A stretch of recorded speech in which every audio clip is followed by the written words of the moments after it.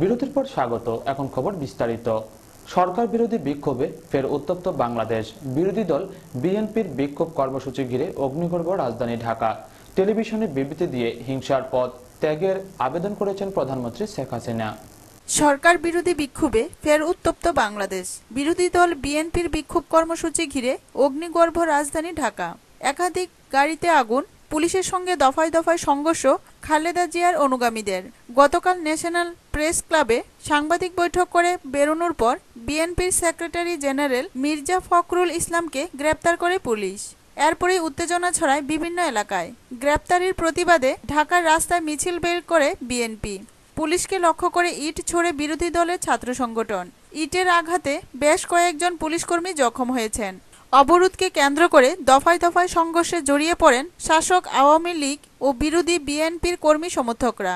গুলিতে নিহত হয়েছেন 4 জন বিএনপি সমর্থক। আহত দুদলের 200 জনেরও বেশি। স্পর্শকাতর অঞ্চলগুলিতে প্যারামিলিটারি বাহিনী মোতায়েন করেছে প্রশাসন। দেশের বিভিন্ন প্রান্ত থেকে 600 বিএনপি ও জামাত-ই-ইসলামীর সমর্থককে গ্রেপ্তার করেছে পুলিশ। শনিবার রাত থেকে নিজের গুলশন অফিসে ঘেরাও হয়ে আছেন তিনি। বিল্ডিংয়ের বাইরে মোতায়েন করা হয়েছে বিশাল নিরাপত্তা বাহিনী। ইতিমধ্যে মঙ্গলবার টেলিভিশনে বিবৃতি দিয়ে হিংসার পথ ত্যাগের আবেদন করেছেন প্রধানমন্ত্রী শেখ হাসিনা। পরিবারের সদস্যদের জানাচ্ছি গভীর সমবেদনা। আহতদের জন্য আমার আন্তরিক সহানুভূতি। প্রিয় দেশবাসী, 5ই জানুয়ারি নির্বাচন বানচাল ও যুদ্ধাপরাধীদের রক্ষা করতে বিএনপি জামাত জোট সারা দেশে ত্রাসের রাজত্ব কায়েম করেছিল। তারা শত শত গাড়িতে আগুন দিয়েছে এবং ভাঙচুর করেছে হাজার হাজার গাড়ি। মহাসড়ক সহ গ্রামের রাস্তার দুপাশে হাজার হাজার গাছ কেটে ফেলেছে। পুলিশ, বিজিবি, আনসার, সেনাবাহিনী সহ আইন শৃঙ্খলা বাহিনীর 20 জন সদস্যকে হত্যা করেছে। তাদের সহিংস হামলা, পেট্রোল বোমা, অগ্নিসংযোগ ও বোমা হামলায় নিহত হয়েছে শত শত নিরীহ মানুষ। সরকারি অফিস, বিদ্যুৎ কেন্দ্র, ব্যবসা প্রতিষ্ঠান, ফুটপাতের দোকান, এমনকি নিরীহ পশুও তাদের জিঘাংসার হাত থেকে রেহাই পায়নি মসজিদ, মন্দির, প্যাগোডা। 2014 সালের নির্বাচনী ইস্তাহারে ঘোষণা দিয়েছি 2041 সালের মধ্যে বাংলাদেশ উন্নত দেশ হবে। ইনশাল্লাহ আমরা এ লক্ষ্য পূরণে সফল হব। আমি আপনাদের সহযোগিতা চাই। বাংলাদেশ দারিদ্র্যমুক্ত উন্নত দেশ হিসেবে গড়ে উঠবে। ব্যুরো রিপোর্ট, খবর ত্রিপুরা। রায়সিনা হিলসে আয়োজিত এক অনুষ্ঠানে শিশুদের অধিকার নিয়ে লড়াইয়ের স্বীকৃতি স্বরূপ পাওয়া নোবেল পুরস্কার জাতির প্রতি নিবেদন করে রাষ্ট্রপতি প্রণব মুখোপাধ্যায়ের হাতে তুলে দিলেন কৈলাস সত্যার্থী। এখন থেকে রাষ্ট্রপতির সংগ্রহশালায় সজ্জিত থাকবে এই নোবেল পুরস্কার। শিশুদের অধিকার নিয়ে লড়াইয়ের স্বীকৃতি স্বরূপ গত বছর 10ই ডিসেম্বরে নোবেল পুরস্কার পেয়েছিলেন কৈলাস সত্যার্থী। এবার সেই সম্মান জাতির প্রতি নিবেদন করলেন তিনি। রাইসিনা হিলসে আয়োজিত এক অনুষ্ঠানে সত্যার্থী রাষ্ট্রপতি প্রণব মুখোপাধ্যায়ের হাতে তুলে দেন মেডেলটি। রাষ্ট্রপতির প্রেস সেক্রেটারি বেনু রাজামণি জানিয়েছেন, এখন থেকে রাষ্ট্রপতি ভবনের সংগ্রহশালায় সজ্জিত থাকবে এই নোবেল পদকটি। সাধারণ মানুষও মেডেলটি দেখার সুযোগ পাবেন বলে জানিয়েছেন তিনি। 18 ক্যারেটের সোনার মেডেলটির ওজন 196 গ্রাম। এদিনের অনুষ্ঠানে রাষ্ট্রপতি জানিয়েছেন, অসামান্য কাজের জন্য সত্যার্থীকে সম্মানিত করা হয়েছে। দেশের সমস্ত মানুষের পক্ষ থেকে তাকে অভিনন্দন জানিয়েছেন তিনি। I sincerely thank Mr. Shattarthi for his thought. He is doing very good job which is recognized by the international community through this conferment of distinction, Nobel Peace Prize. Kabir Das ji ने एक बात कही आज in Hindi, he said that मेरा मुझ में कुछ नहीं, जो कुछ है सब तो, और तेरा तुझको सौंपता क्या लागत है मोर। এই দিনের অনুষ্ঠানে সত্যার্থী জানান, সারা পৃথিবীর চোখ এখন ভারতবর্ষের দিকে, তাই প্রত্যেকটি শিশু যাতে তাদের অধিকার থেকে বঞ্চিত না হয় তা দেখার দায়িত্ব দেশের সবার। সত্যার্থী আরও জানান, এই মুহূর্তে ভারতবর্ষে কোনো নোবেল পুরস্কার নেই, কারণ যারা পেয়েছেন তারা দেশ ছেড়ে চলে গেছেন। বিশ্বকবির নোবেলটিও চুরি গেছে, তাই তার নোবেলটি এখন দেশের একমাত্র নোবেল, যা তিনি সমগ্র ভারতীয়দের উদ্দেশ্যে সমর্পণ করেছেন। भारत राष्ट्र को समर्पित करते हुए गौरवान्वित हूँ और जैसा भी बताया गया कि राष्ट्रपति महोदय के हाथों में सौंपकर मैंने एक कर्तव्य पूरा किया। पुरस्कार की राशि मिलने वाली थी ओस्लो में, तो तभी मैंने घोषणा कर दी थी कि इसका एक भी पैसा मैं नहीं रखूँगा और न ही मेरा संगठन रखेगा। सारी धनराशि अभी वहीं पर है, हमने ली नहीं क्योंकि हम नहीं लेना चाहते थे और उसका एक एक पैसा ऐसे ज़रूरतमंद बच्चों के लिए खर्च होगा, उनके काम के लिए खर्च होगा। भारत और भारत के to pass a pending law that prohibits all forms of child labor up to the age of 14 and all hazardous forms of child labor up to bureau report, খবর ত্রিপুরা। শান্তিরবাজার দ্বাদশ বিদ্যালয় মাঠে এক প্রকাশ্য সমাবেশের মধ্য দিয়ে শান্তিরবাজারে শুরু হলো সিপিএম তৃতীয় শান্তিরবাজার মহকুমা সম্মেলন। সমাবেশের প্রধান বক্তা ছিলেন মুখ্যমন্ত্রী মানিক সরকার। এক প্রকাশ্য সমাবেশের মধ্য দিয়ে বুধবার থেকে শুরু হলো সিপিএম শান্তিরবাজার তৃতীয় মহকুমা সম্মেলন। হাজারো দলীয় কর্মী সমর্থকদের উপস্থিতিতে শান্তিরবাজার দ্বাদশ শ্রেণী বিদ্যালয় মাঠে অনুষ্ঠিত প্রকাশ্য সমাবেশের প্রধান বক্তা ছিলেন সিপিএম পলিট ব্যুরোর সদস্য তথা মুখ্যমন্ত্রী মানিক সরকার। সমাবেশ মঞ্চে এছাড়াও উপস্থিত ছিলেন সিপিএম কেন্দ্রীয় কমিটির সদস্য তথা রাজ্যের পূর্ত ও স্বাস্থ্যমন্ত্রী বাদল চৌধুরী, সিপিএম প্রাক্তন বিলোনিয়া বিভাগীয় সম্পাদক তথা বিধায়ক বাসুদেব মজুমদার, বর্তমান বিলোনিয়া মহকুমা সম্পাদক তাপস দত্ত সহ অন্য নেতৃত্বরা। সমাবেশে প্রধান বক্তার ভাষণে মুখ্যমন্ত্রী মানিক সরকার কেন্দ্রের বিজেপি সরকারের দেওয়া সুদিনের প্রতিশ্রুতির কটাক্ষ করে বলেন, ক্ষমতা অনুযায়ী পরিশ্রম করার বিনিময়ে যে পারিশ্রমিক তারা রোজগার করেন তার ভিত্তিতে মাথা উঁচু করে মানুষের সম্মান নিয়ে তারা যাতে বসবাস করতে পারেন এরকম একটা সুন্দর সুস্থ স্বাভাবিক সাবলীল সমাজ তৈরি করবার জন্য আমরা কাজ করছি। কি বলছে ত্রিপুরায় কিছু হয়নি, সব দুর্নীতি বলকণ্ঠে মন্ত্রীরা নাকি সব খেয়ে ফেলেছে। আসলে এরা দুর্নীতিবাজ, নাক পাশ আট পাশ তোলা দুর্নীতির পঙ্কে নিবজ্জিত ধরা পড়েছে। ভারতবর্ষের মানুষ বিজয় করেছে। এখন ত্রিপুরায় এরা ধরা পড়ে গেছে। চোর যখন গ্রামে ধরা পড়ে কি করে, গায়ের জামা খুলে ফেলে দিয়ে মানুষের ভিড়ে ঢুকে সেও চিৎকার করতে থাকে চোর চোর। এই কংগ্রেসের অবস্থা হচ্ছে এই। কেন্দ্রীয় কমিটির সদস্য বাদল চৌধুরী বলেন, গতি প্রকৃতি নিয়ন্ত্রণ করার মালিক এই সামুদ্রিক বিপদের সামনে আপনারা দেখেছেন দক্ষিণ আমেরিকার দেশগুলি। সমাবেশে মহকুমার বিভিন্ন অঞ্চল থেকে কয়েক হাজার কর্মী সমর্থক সমাবেশে হাজির হন।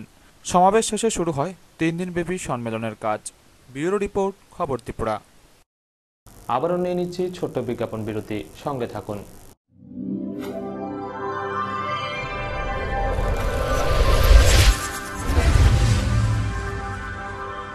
দল রাজ্য সফরে এসে বুধবার পরিদর্শন করলেন রাজ্যের অন্যতম পর্যটন কেন্দ্র মেলাগড়স্থিত নির্মহলে। প্রতিনিধি দলে রয়েছেন রাজ্যের সাংসদ জিতেন্দ্র চৌধুরীও। সাংসদ চন্দন মিত্রের নেতৃত্বে শিল্প বাণিজ্য বিষয়ক সংসদীয় প্রতিনিধি দল বুধবার পরিদর্শনে আসেন রাজ্যের পর্যটন কেন্দ্রগুলির অন্যতম সোনামুড়া মহকুমার মেলাগড়স্থিত নির্মহলে। সাংসদ চন্দন মিত্রের নেতৃত্বে 13 জনের প্রতিনিধি দলে রয়েছেন রাজ্যের সাংসদ জিতেন্দ্র চৌধুরীও। এদিন বিকেল 2:30 নাগাদ মেলাগড় রাজঘাট স্থিত সাগর মহলে এসে পৌঁছান সংসদীয় প্রতিনিধি দলটি। তারপর নির্মহলও পরিদর্শন করেন তারা। এছাড়াও সোনামুড়া শ্রীমন্তপুর আন্তর্জাতিক চেকপোস্ট পরিদর্শনে যাওয়ার কথা থাকলেও সময়ের কারণে তা বাতিল করতে হয়। তার পূর্বে সংসদীয় দলটি বুধবার সকালে 8:30টায় আগরতলা আইসিপি এবং কসবার সীমান্ত হাটু পরিদর্শন করেন। সন্ধ্যায় রাজধানীর টিআইডিসি কনফারেন্স হলে এবং মহাকরণে রাজ্য সরকারের প্রতিনিধিদের সঙ্গেও বৈঠক করার কথা রয়েছে তাদের। উল্লেখ্য, রাজ্যের শিল্প সম্ভাবনা খতিয়ে দেখতে মঙ্গলবার 3 দিনের রাজ্য সফরে আসেন সাংসদ চন্দন মিত্রের নেতৃত্বে শিল্প ও বাণিজ্যিক বিষয়ক সংসদীয় স্থায়ী কমিটি 13 জনের দল। সুকান্ত বর্মন ও টুটন চৌধুরী রিপোর্ট, খবর ত্রিপুরা। ত্রিপুরা সরকারি কর্মচারীদের নতুন করে 5% মহার্ঘ ভাতা প্রদানের সিদ্ধান্ত নিল রাজ্য সরকার। মহাকরণে সাংবাদিকদের এ বিষয়ে জানান রাজ্যের অর্থমন্ত্রী ভানুলাল সাহা। ত্রিপুরা সরকারি কর্মচারীদেরকে নতুন করে 5% ডিএ দেওয়ার সিদ্ধান্ত নিয়েছে রাজ্য সরকার। বুধবার মন্ত্রিসভার এক বৈঠকে এই সিদ্ধান্ত হয়েছে বলে বৈঠক শেষে সাংবাদিকদের একথা জানান রাজ্যের অর্থমন্ত্রী ভানুলাল সাহা। তিনি আরও জানান, এক্ষেত্রে ডিআরডব্লিউ ও ফিক্সড পে কর্মচারীরাও ৫% হারে ডিএ পাবেন। এর জন্য রাজ্য সরকারের প্রতি বছর ১৫৭ কোটি ৫০ লক্ষ টাকা বাড়তি খরচ হবে বলেও জানান মন্ত্রী। পাশাপাশি সিগারেট, বিড়ি সহ সকল প্রকার তামাক জাতীয় সকল পণ্যের উপর নতুন করে ১৪.৫% ভ্যাট বসানো হয়েছে বলে জানান তিনি। রাজ্যের বিভিন্ন এনজিওর দাবির প্রেক্ষিতে তামাক জাতীয় পণ্যের উপর বাড়তি কর আরোপ করা হয়েছে বলেও অর্থমন্ত্রী সাংবাদিকদের কাছে মত ব্যক্ত করেন। কর্মচারীদের ৫% দিয়ে দেওয়ার সিদ্ধান্ত হয়েছে। এই ক্ষেত্রে আগের মতোই সব ধরনের ডিআরডব্লিউ থেকে আরম্ভ করে ফিক্সড কর্মচারী থেকে আরম্ভ করে সবাইকে কভার করে যেটা দেওয়া হয় সেটা দেওয়া হচ্ছে। তাতে বছরে আমাদের অতিরিক্ত লাগবে ১৫৭ কোটি ৫০ লক্ষ টাকা। দ্বিতীয়ত, আমাদের হেলথ হ্যাজার্ড সিগারেট, বিড়ি আমরা যখন এর উপর ট্যাক্সেশন করি তখন বিড়িকে বাদ রাখা হয়েছিল, কিন্তু বিভিন্ন এনজিও যারা স্মোকিং স্টপ করতে চায় তাদের থেকে বারবার আবেদন আছে এগুলোকে উপর ট্যাক্স বসান।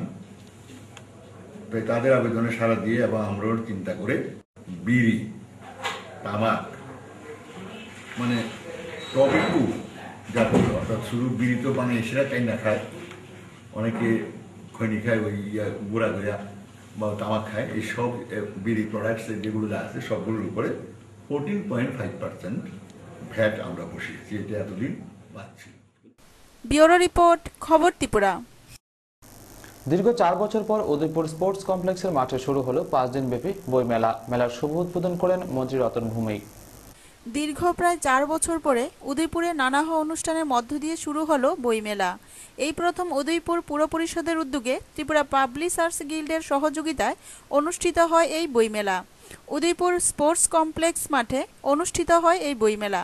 ৭ থেকে ১১ জানুয়ারি বিকেল ৩টা থেকে রাত ৮টা পর্যন্ত ৫ দিনব্যাপী চলবে এই বইমেলা। বুধবার বিকেল ৩টায় শুভ উদ্বোধন হয় এই মেলার।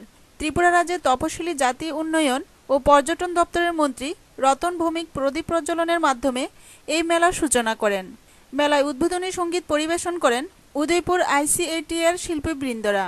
এই মেলাকে কেন্দ্র করে প্রতিদিন থাকবে বিভিন্ন ধর্মী, সাংস্কৃতিক ও সামাজিক সচেতনতামূলক নানাহ কর্মসূচি। এই দিনের উদ্বোধনী অনুষ্ঠানে মন্ত্রী রতন ভৌমিক ছাড়াও উপস্থিত ছিলেন বিধায়ক মাধব সাহা ও প্রণজিৎ সিংহ রায়। সভানেত্রী হিসেবে উপস্থিত ছিলেন উদয়পুর পুর পরিষদের চেয়ারপারসন মনিকা দাস। এছাড়া উপস্থিত ছিলেন ত্রিপুরা পাবলিশার্স গিল্ডের সভাপতি শুভব্রত দেব এবং বিশিষ্ট সাহিত্যিক ও প্রাবন্ধিক ব্রজগোপাল রায় সহ অন্যান্যরা। এবং পাবলিশার গিল্ড মূলত এই উদয়পুরে মেলা হোক, এটা তারা মনে প্রাণে চাইছিলেন, সেজন্য এটা করা সম্ভব হয়েছে।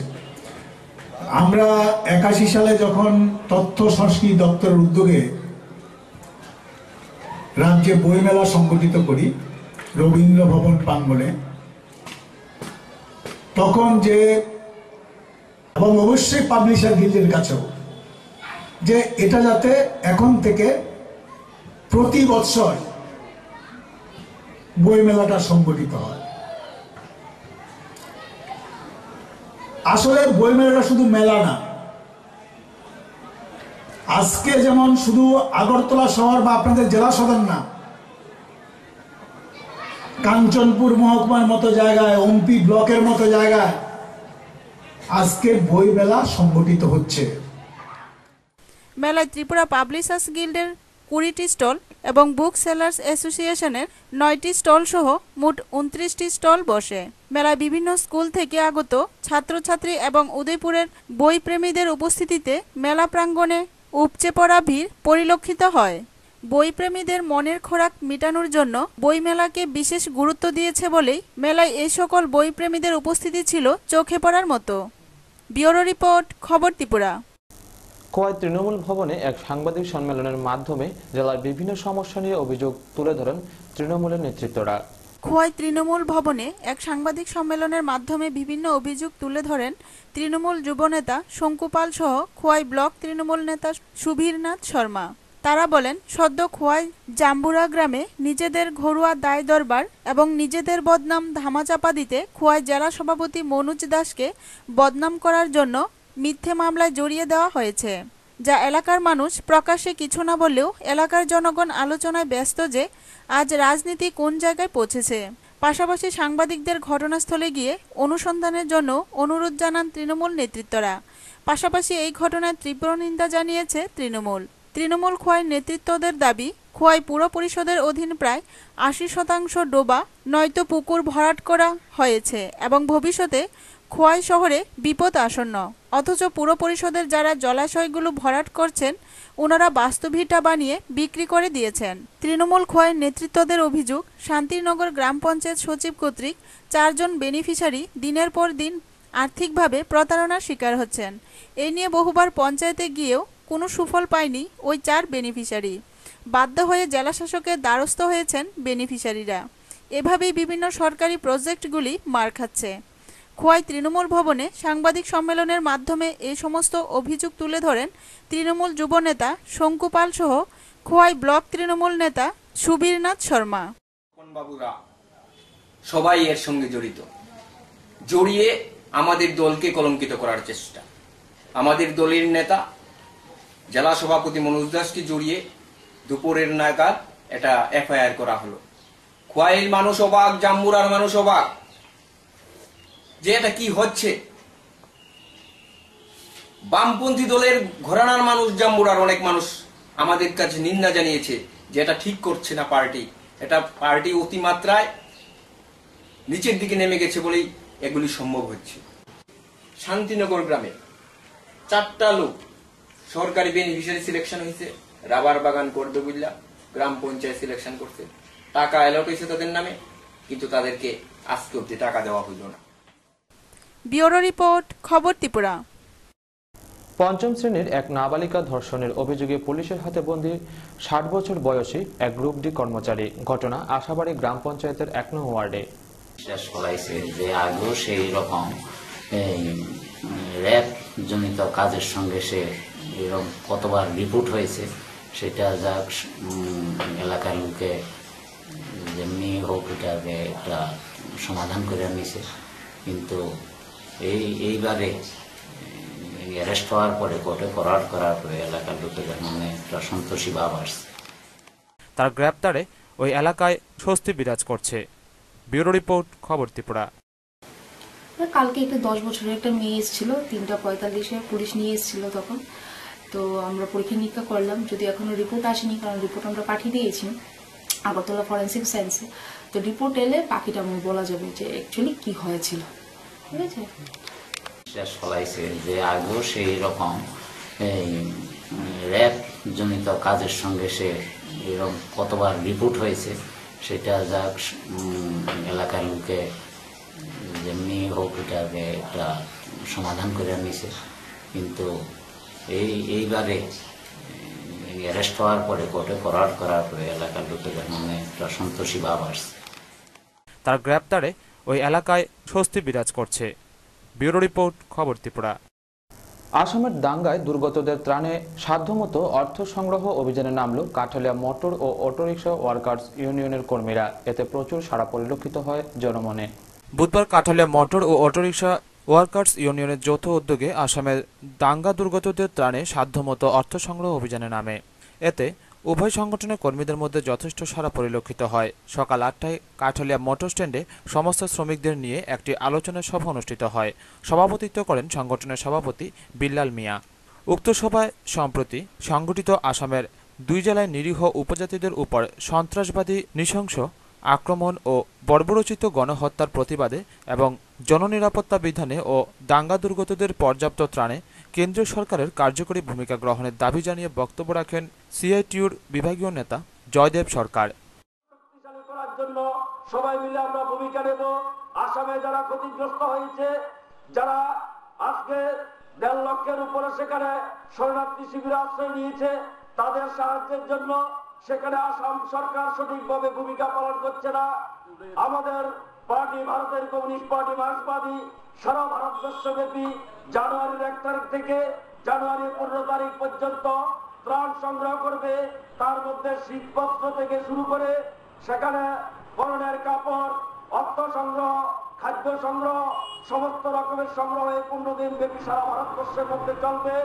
সেই ত্রাণ সংগ্রহে সমস্ত ভারতবর্ষের শান্তিপ্রিয় জনগণ, গণতান্ত্রিক জনগণের সহযোগিতা। অটোরিকশা ইউনিয়নের অঞ্চল সম্পাদক বিপ্লব দেব। আসামের বড় উগ্রপন্থীদের দ্বারা নিহত হয়েছেন প্রায় সরকারি হিসেব অনুযায়ী 100 জন। এখন পর্যন্ত প্রায় 3 লক্ষ লোক শরণার্থী শিবিরে আশ্রয় নিয়েছেন। তার প্রতিবাদে এবং তার অঙ্গ হিসেবে আমাদের রাজ্যে এবং বিভাগের আলোচনা এবং বিভাগ ভিত্তিক যে আমাদের সার্কুলার সে অনুযায়ী আমরা আমাদের যে কাঠালিয়া শাখা, অটো এবং মোটর শ্রমিক ইউনিয়নের নেতৃত্বে সহযোগিতার মাধ্যমে আসামের দুর্গত যে মানুষ আছেন তাদের পাশে দাঁড়ানোর জন্য আমরা আজকে সকাল থেকেই আমরা ত্রাণ কালেকশনে আমরা লিপ্ত হয়েছি। আলোচনা শেষে সংগঠনের পতাকা ও বক্স নিয়ে অর্থ সংগ্রহ অভিযানে নামেন উভয় সংগঠনের কর্মীরা। সর্বশেষ সংগঠনের সূত্রে জানা যায়, এই অর্থ সংগ্রহে মানুষ স্বতঃস্ফূর্ততার সাথে আর্থিক সাহায্য প্রদানে এগিয়ে আসে। নারায়ণ বৈদ্যের রিপোর্ট, খবর ত্রিপুরা। এক বোলেরো গাড়ির ধাক্কায় গুরুতর আহত হলেন এক বাইক চালক। ঘটনা সোনামুড়া থানাধীন দাউধারণী স্কুল সংলগ্ন সড়কে। আবারও যান দুর্ঘটনায় আহত হয় এক ব্যক্তি। ঘটনা সোনামুড়া থানাধীন দাউধারণী স্কুল সংলগ্ন স্থানে। ঘটনার বিবরণে জানা যায়, পরমেশ্বর এ নামে এক ব্যক্তি, তার বাড়ি কেরালায়। সে সোনামুড়া তামসাবাড়ি এক ব্যক্তির বাড়িতে তার স্ত্রী ও শিশুকে নিয়ে ভাড়া থাকে। সে বাতাদোলা রাবার অফিসে কর্মরত। সে এদিন তামসাবাড়ি ভাড়া বাড়ি থেকে বাইকে করে অফিসে যাওয়ার সময় সামনের দিক থেকে দ্রুতগতিতে আসা TR01Y 1761 নম্বরের একটি বুলেরো গাড়ি তার বাইকের সামনে সজোরে ধাক্কা মারে। ফলে তার মাথা ফেটে যায় ও তার পায়ে প্রচণ্ড আঘাত লাগে। তাকে সঙ্গে সঙ্গে সোনামুড়া প্রাথমিক স্বাস্থ্য কেন্দ্রে ভর্তি করানো হয়। এ বিষয়ে তার স্ত্রী জানান, সোনামুড়া থেকে যাওয়ার সময় স্কুলটা দাউধারণী খেলার মাঠের সামনে বলে এদিকে অ্যাক্সিডেন্ট হয়েছে ডিআই গাড়ির লগে। তাই নিয়ে বাতাদোলা অফিসে যাই চলেছিল। গাড়িটা সামনের দিকে তাইতেছে, তাই নিয়ে যাইতেছে, আওয়ার সময় বাড়ি দিয়েছে। পায়ের হাঁটুতে আঘাত লাগছে। তো এখানে প্রাথমিক চিকিৎসা আমরা করা হয়েছে, যতটুকু করার এখানে করা হয়েছে। আর খাওয়ার ওষুধ দেওয়া হয়েছে। এমনি চিন্তার কিছু নাই, এখান থেকে রেফারও দরকার নেই। অল্টারনেট ডেতে এসে ড্রেসিং করাবো, আর কিছু লাগতো না। রোগীর নাম পরমেশ্বর এ, 50 ইয়ার্স অফ এজ। পরে পুলিশ এসে বাইকটিকে সোনামুড়া থানায় নিয়ে যায়। অপরদিকে গাড়ির চালক গাড়িটিকে ফেলে দিয়ে পালিয়ে যায়। ব্যুরো রিপোর্ট, খবর ত্রিপুরা।